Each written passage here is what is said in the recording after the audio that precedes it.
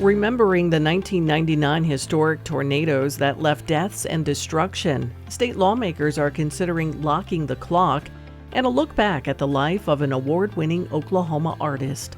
This is the KGOU PM NewsBrief for Friday, May 3rd. I'm Deborah Shar.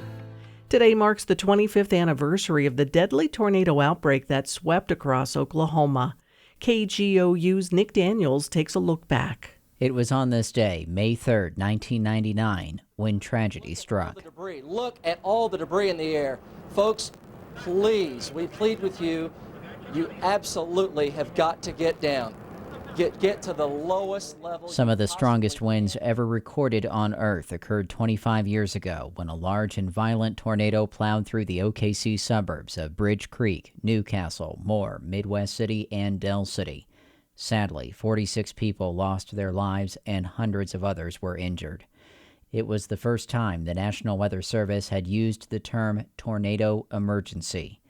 Ty Mahan was born on that tragic day, and he's now a storm chaser. Well, I like to think that it certainly helped push me into convective weather. It's definitely something to look back on, and there's lessons to be learned from it. The Moore tornado was one of 58 twisters that tore through the region that day, causing over $1 billion worth of damage. I'm Nick Daniels. The aftermath of this past week's tornadoes can impact livestock. Oklahoma State University Extension Service experts are urging farmers and ranchers to remove any debris in pastures and yards. We get details from Oklahoma Public Media Exchange's Anna Pope. Livestock can unknowingly pick up tornado debris like small pieces of wood and metal while grazing in fields and pens. David Lallman is a beef cattle extension specialist. He says debris can cause hardware disease, which is when a sharp object hurts animals internally or messes with their digestive system. Removing as much of that material from the pasture or field as possible is the most practical thing, if possible. And the other thing is to make sure the animals have adequate nutritional supply or forage available. He says producers should monitor their animals for signs of pain and low appetite. And if symptoms are present, call a veterinarian. In Oklahoma City, I'm Anna Pope. If you enjoy an extra hour of sunshine in the evenings, Oklahoma's elected officials have good news. Oklahoma Public Media Exchange's Ben Abrams tells us a new state law could pave the way for permanent daylight saving time. It's official, kind of. Governor Kevin Stitt has signed SB 1200, a so-called trigger law to keep the clocks permanently on daylight saving time. That is, if Congress allows it. Polls show that many Americans are sick of changing their clocks twice a year. The bill's author, Senator Blake Stevens, has long championed moving to DST for good. There's a truckload of benefits for locking the clock on daylight saving time. But not everyone is convinced. Representative Kevin West unsuccessfully tried to amend the bill to adopt standard time. He points out the country already adopted permanent daylight saving time in 1974 before quickly reversing course. Everybody loved it until we got to winter time. In Tulsa, I'm Ben Abrams.